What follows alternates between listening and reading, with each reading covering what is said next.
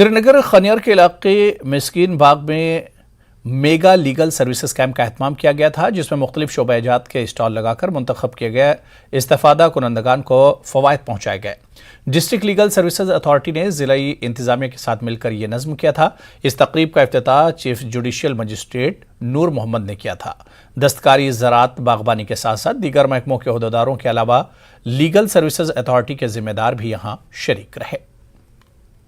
authority और district administration के collaboration से हमने ये यहाँ पे एक लीगल आउटरीच प्रोग्राम किया है,